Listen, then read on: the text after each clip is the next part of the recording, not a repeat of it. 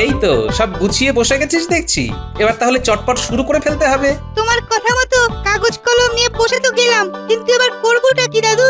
হ্যাঁ, তুমি আবার আমাদের পড়াশোনা করাবে না তো? তাহলে কিন্তু আমরা আবার সব কুটিয়ে পালাবো।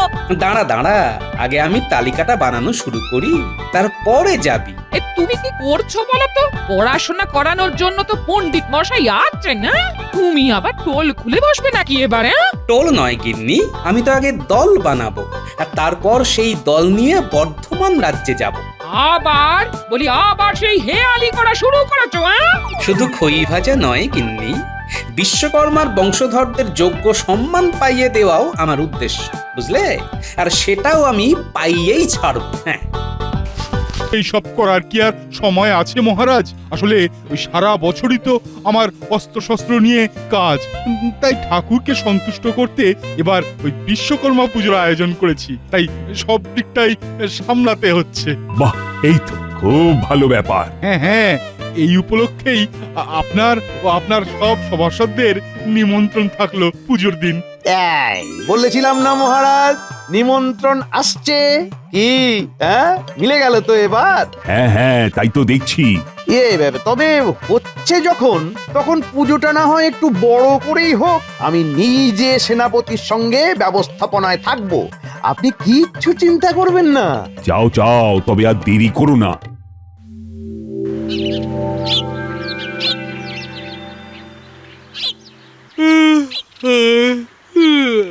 বলি বেশ তো বসে বসে হাই তুলছো? বলি সভায় যাওয়ার তাড়া নেই বুদ্ধি? তারা আর আমার কিসের গিন্নি, যত তারা তো মন্ত্রী মশাইয়ের। বিশ্বকর্মা পুজোর জোগাড় যন্ত্র করার দায়িত্ব নিজের কাঁধে নিয়েছেন বলে কথা। আমায় মনে হচ্ছে এইভাবে হাই তুলে তুলেই দিন কাটাতে হবে। তুমি যাই করে কাটাবে কাটাও, কিন্তু আমরা এখন কি করবো বলো তো? এসেছিস যখন তখন ভালোই হয়েছে। একটা কাজ তোদেরকে দেওয়া যেতেই পারে, বুঝলি?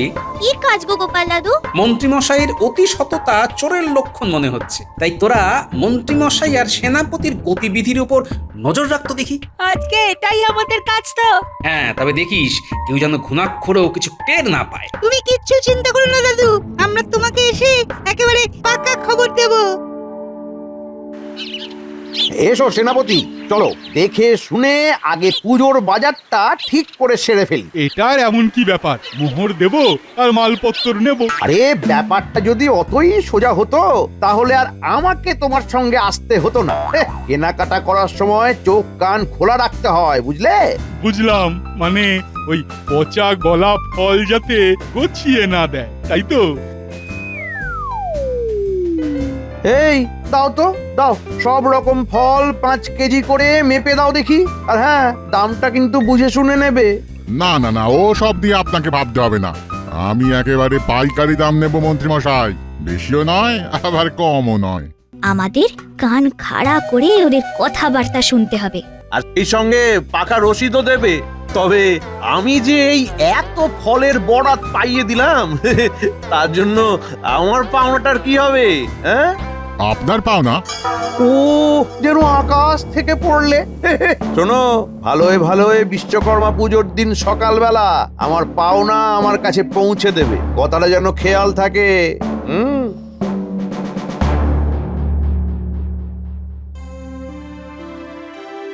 আচ্ছা, এই মিষ্টিটাও কি এখন থেকেই নিয়ে রাখতে হবে মন্ত্রীমশাই?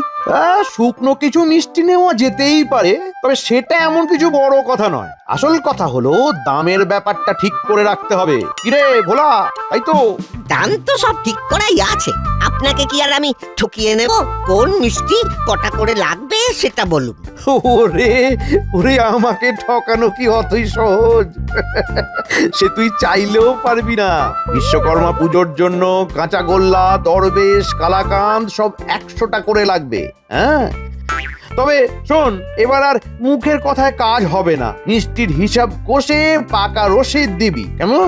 দিয়ে দেব মন্ত্রী মশাই। তবে শুধু ওটা দিলেই হবে না, সঙ্গে এই এত মিষ্টির বরাত পাইয়ে দেওয়ার জন্য আমার ভাগের ভাগটাও বিশ্বকর্মা পুজোর দিন আমার বাড়িতে পৌঁছে দিবি।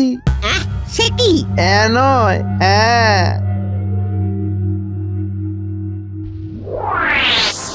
আরে বাস, মন্ত্রী মশাই তো আচ্ছা কল খাট তাড়াতাড়ি আর যা। দাদু কি আর এমনি এমনি আমাদের নজর রাখতে বলেছে? চল চল, আর দেরি না করে এক্ষুনি গিয়ে দাদুকে খবরটা দি। দাদু নিশ্চয়ই আমাদের জন্য অপেক্ষা করছে। চল চল।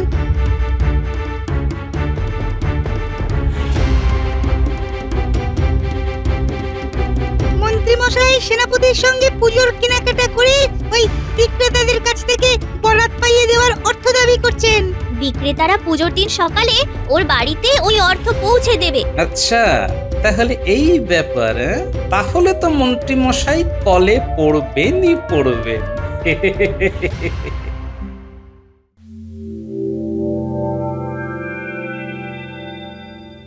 এই তো সবাই হাজির আছে দেখছি। তাহলে সবাই শুনুক পুজোর ব্যবস্থাপত্র কেমন চলছে। হ্যাঁ হ্যাঁ, দৌড়ে দৌড়ে চলছে নাকি খুঁড়িয়ে খুঁড়িয়ে চলছে? তুমি আর এইসব কি বুঝবে হে? কিভাবে মাথার ঘাম পায়ে ফেলে সব ব্যবস্থা করছি সে তো আমিই জানি। জীবনে ওই কুটকচালি করা ছাড়া তো আর কিছুই করলে না। ও মা, খেটে খেটে মন্ত্রী মশাই হয়েছেন বেহাল। তবেই তো হবে পুজো, থাকবে ছন্দ, বাজবে তাল। ভালো বলেছো কবি, সাধু সাধু। শুধু বললে হবে না, খাটুনিও আছে মহারাজ। মন্ত্রীমশাই ছিলেন বলে কোনো কাজেই কোনো অসুবিধে হচ্ছে না। সে তো হবেই, এই না হলে চোরে চোরে মাস্তু তো ভাই। এই এই, কি বললে গোপাল? কি বললে? আমি চোর? আর আমি চোরের ভাই? হ্যাঁ, শুনলেন মহারাজ? শুনলেন গোপালের কথা? কথার আর কি, না আছে মুন্ডু আর না আছে মাথা। না না না না, গোপাল যখন বলেছে তখন নিশ্চয়ই কিছু ভেবেই বলেছে। এটা তো গুরুতর অভিযোগ। যা ভেবেছো সেটা প্রমাণ করতে হবে, কিন্তু না হলে নিজের কথা ফিরিয়ে নিতে হবে। প্রণাম মহারাজ, সভার কাজের মধ্যে হাজির হওয়ায় আমি দুঃখিত। আরে আরে, বর্ধমানের মন্ত্রীজি, এসো এসো। কি উদ্দেশ্যে আসা হয়েছে বলো? আগে মহারাজ, খবর পেলাম কৃষ্ণনগরে বাবা বিশ্বকর্মার পুজো হচ্ছে, তারই ব্যবস্থাপনা দেখতে এলাম আমি। সেটা দেখার জন্য সেই বর্ধমান থেকে ছুটে এখানে আসতে হলো? সেখানে হয় না বুঝি? হলে তো আর কোনো সমস্যাই হতো না। সে কি, কিন্তু না হওয়ার কারণটা কি? আমাদের রাজামশাইয়ের কাছে বারবার পুজো করার আবেদন করেও লাভ হয়নি। রাজামশাইকে কোনোভাবেও রাজি করানো যায়নি। এই তো গোপালকে পেঁচে ফেলবার মোক্ষম একটা সুযোগ চলে এসেছে এবার। এই ব্যাপারে আমার একটা প্রস্তাব আছে মহারাজ। আছে যখন তখন বলে ফেলো, চেপে রেখে আর লাভ কি? আগে মহারাজ, বর্ধমানের রাজাকে পুজোর ব্যাপারে রাজি করানোর কাজটা যদি গোপালকে দেওয়া হয় তবে কেমন হয়? হ্যাঁ, মন্দ হয় না। গোপাল নিশ্চয়ই রাজামশাইকে বুঝিয়ে একটা কিছু সমাধান করবে। তবে তো আর কোনো চিন্তাই থাকে না। গোপাল মশাই, আপনি আর না করবেন না কিন্তু। বুঝেছি, মন্ত্রী মশাই তবে আমাকে জব্দ করার ফন্দি আটছেন। কি হলো গোপাল? বিপদ বুঝে হাত তুলে দিলে নাকি? না না, তোলা তুলির আর কি আছে। আর মহারাজেরও যখন এমনই ইচ্ছে যে আমি গিয়ে রাজামশাইকে বোঝাই, তখন না হয় যাব। তবে আমি একা নয়, সঙ্গে আমার দলবল থাকবে, আর এর জন্য কিছু খরচ খরচাও হবে। খরচ খরচা নিয়ে ভাবতে হবে না আপনাকে, সেই সব ব্যবস্থা আমি করে দেব। ব্যাস ব্যাস, তবে তো সব মিটেই গেল। মিটে গেল নাকি ঘেঁটে গেল সেটা তো সেখানে গেলেই টের পাবে। তাহলে গোপাল, আর দেরি করো না, কিভাবে কি করা যায় দেখো।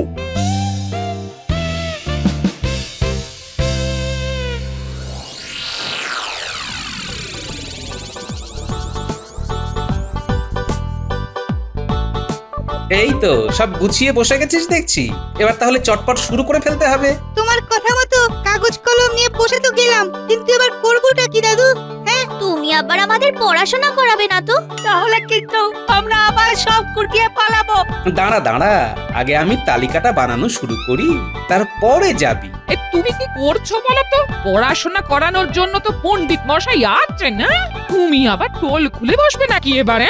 টোল নয় গিন্নি, আমি তো আগে দল বানাবো, আর তারপর সেই দল নিয়ে বর্ধমান রাজ্যে যাব। আবার সেই হেয়ালি করা শুরু করেছো? শুধু খই ভাজা নয় গিন্নি, বিশ্বকর্মার বংশধরদের যোগ্য সম্মান পাইয়ে দেওয়াও আমার উদ্দেশ্য, বুঝলে? আর সেটাও আমি পাইয়েই ছাড়ব। হ্যাঁ,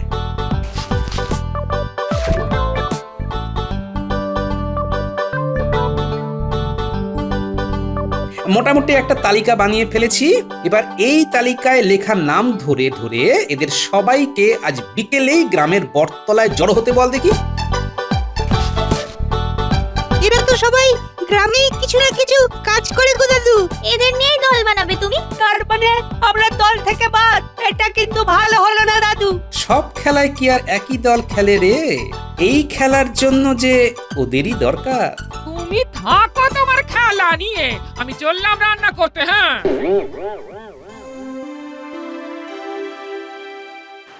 গোপাল দাদা, আমাদের সবাইকে ডেকে পাঠালে কেন বলো তো?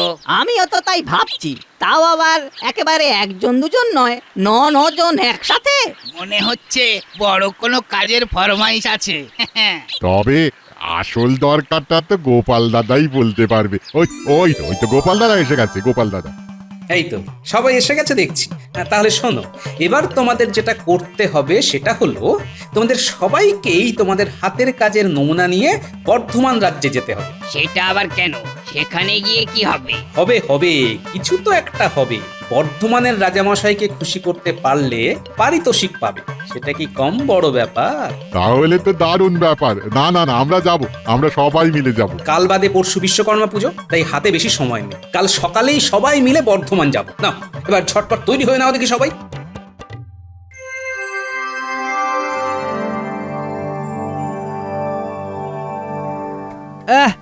সকাল থেকে কেবলই হাত চুলকে যাচ্ছি, বুঝতেই পারছি না হচ্ছেটা কি।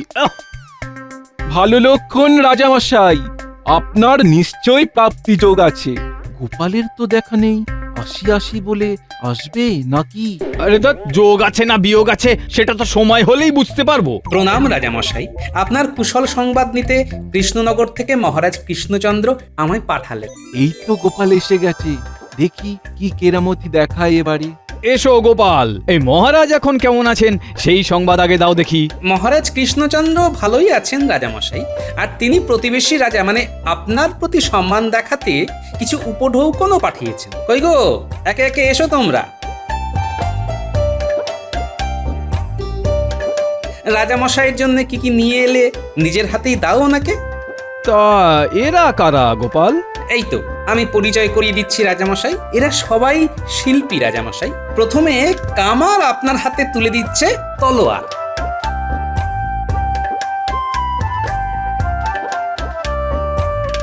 এরপরে ছুতোর দিচ্ছে কাঠের গয়নার বাক্স, শ্যাকরা সোনার হার বানিয়ে এনেছে আপনার জন্যে, আর কুমোর এনেছে মাটির নকশা কাটা ঘোড়া পুজো। না এখনো আছে রাজামশাই। এই যে কাঁসা শিল্পী কাঁসার বাসন বানিয়ে এনেছে, আর তাঁত শিল্পী এনেছে তাঁতের ধুতি পাঞ্জাবি।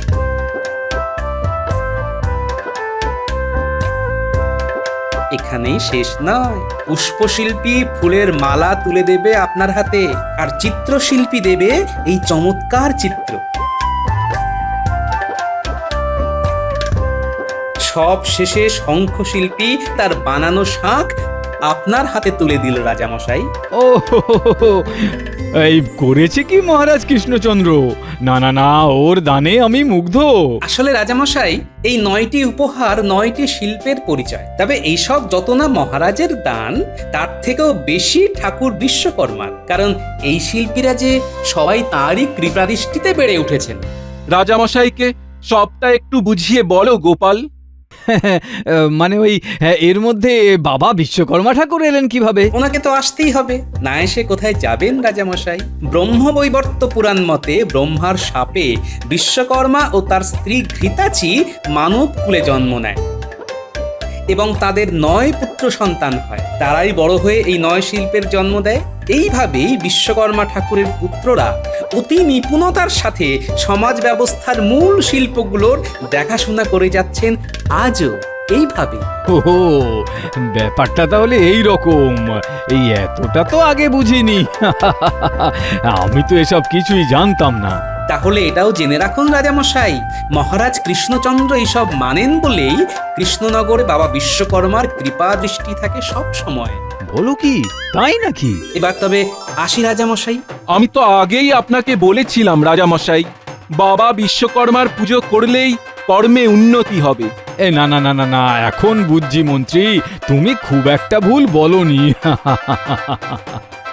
এই শিল্পীদের যথাযোগ্য পারিতোষিক দিয়ে ফিরে যাওয়ার ব্যবস্থা করো, আর ওই গোপালেরও হাত ভরিয়ে দাও।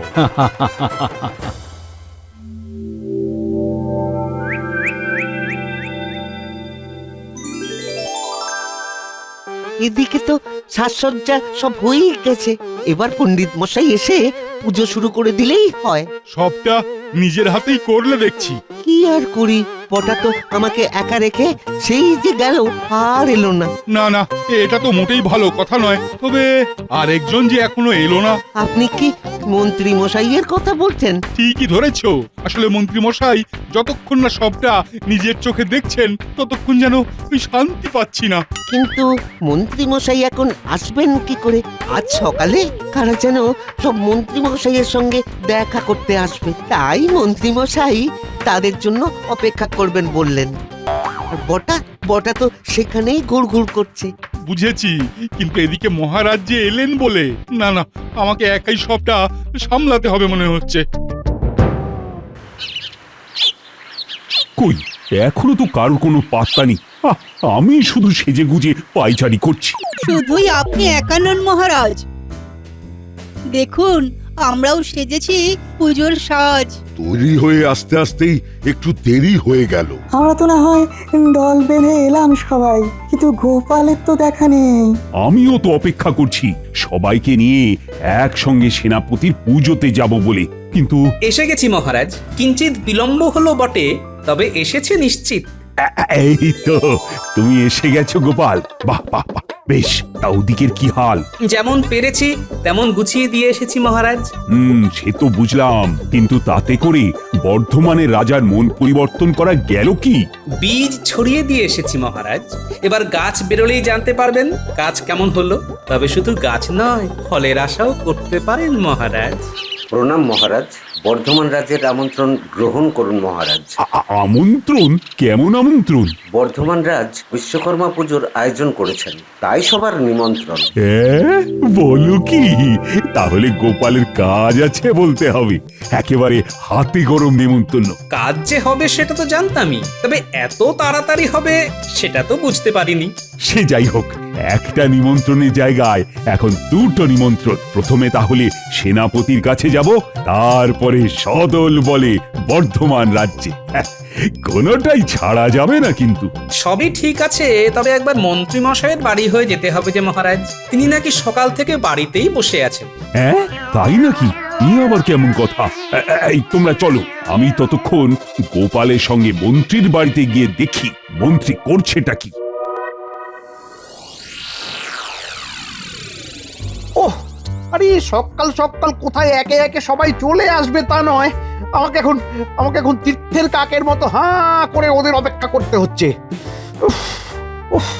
তবে আসতে তো ওদের হবেই। বরাত যখন পাইয়ে দিয়েছি তখন আমার পাওনা গন্ডা না মিটিয়ে যাবে কোথায়? এখানে সোঁয়ের মতো দাঁড়িয়ে না থেকে বাইরেটা গিয়ে দেখো না যে কেউ এলো কিনা।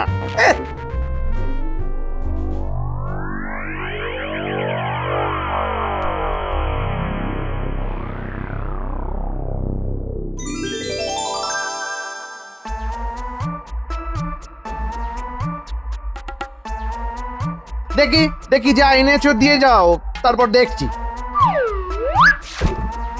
আরে আরে আরে আরে কি দেখো কাণ্ড, ফল নিয়ে আমি কি করব? আগে ফলের বরাত পাইয়ে দেবার জন্য এটাই তো আমার বেট। ফলেতেই তো বল। আপনি এই ফল কটা রাখুন মন্ত্রী মশাই। ফলেতেই বল? এই বল নিয়ে কি আমি লাফালাফি করব? মোহর কোথায়? মোহর? হ্যাঁ, মোহর কোথায়? মানে ছাড়ো দেখি, ছাড়ো। এরপরে আবার মোহরও লাগবে? হ্যাঁ, কি জাঁতা কলে পড়লাম রে বাবা। সেনাপতি মশাইয়ের ওই পুজোর বরাত পেয়ে তেমন যা লাভ হয়েছে সেইখান থেকে এই সরিয়ে রেখেছি আপনার জন্য। হে, জানি তো তোমার একেবারে পাকা কাজ। কই দেখি দেখি দেখি দেখি কত কি নিয়ে এলে দেখি। হ্যাঁ দেখি। না না না, আর সহ্য করা যাচ্ছে না গোপাল। চলো তো গিয়ে মন্ত্রীকে হাতে নাতে ধরি এবার। হ্যাঁ হ্যাঁ, চলুন না, সেইটা করতেই তো আপনাকে নিয়ে আসা মহারাজ। তাহলে এই ব্যাপার মন্ত্রী, সবার কাছ থেকে পুজোর বায়না বাবদ অর্থ সংগ্রহ করা হচ্ছে। তুমি কিন্তু এবার হাতে নাতে ধরা পড়ে গেছো মন্ত্রী। এই না মানে মানে ইয়ে কি যেন মহারাজ আপনি, হ্যাঁ না মানে আমি তো রাজকোষের জন্যই। থাক, আর ঢোক গিলতে হবে না, একবার পুজোটা মিটতে দাও, তারপরে সব সুদে আসলে উসুল করব আমি। তবে তারও আগে বর্ধমানের রাজামশাই যে নিমন্ত্রণ করেছেন সেখানে তোমার যাওয়া বাতিল। তারপরে কি হবে সেটাও হালকা করে শুনিয়ে রাখুন মহারাজ। তারপর আবার কি, আমরা সবাই যাব, শুধু মন্ত্রী যাবে না। তার বদলে মন্ত্রী প্রজাদের বাড়িতে গিয়ে গিয়ে নিজের হাতে প্রসাদ বিতরণ করবে। আমি একা মহারাজ? একজনও যেন বাদ না যায়। চলুন মহারাজ, এরপরে তো আবার বর্ধমানেও যেতে হবে, সেখানে যে রাজামশাই আমাদের জন্য অপেক্ষা করছেন।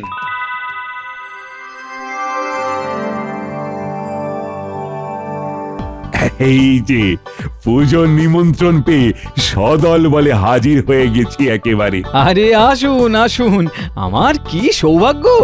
ভাগ্য তো এবার আমাদের সবার খুলবে রাজামশাই। রাজ্যে যে পুজো হচ্ছে এবার। এই খোলার কথা যদি বলো তবে তো বলতে হয় এই গোপালই আমার চোখ খুলে দিয়েছে। ওর কথা শুনেই তো আমি স্থির করলাম যে এবার থেকে এখানেও পুজো হবে। আসুন তাহলে সবাই প্রতিমা দর্শন করে ভোগ প্রসাদ গ্রহণ করবেন। আসুন। হ্যাঁ হ্যাঁ, চলো চলো।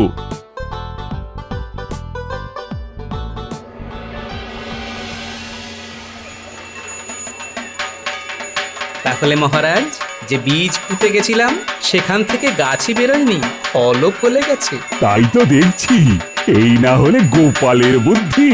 আমি আর কি করলাম মহারাজ, সবই বাবা বিশ্বকর্মার কৃপা। জয় বাবা বিশ্বকর্মার জয়।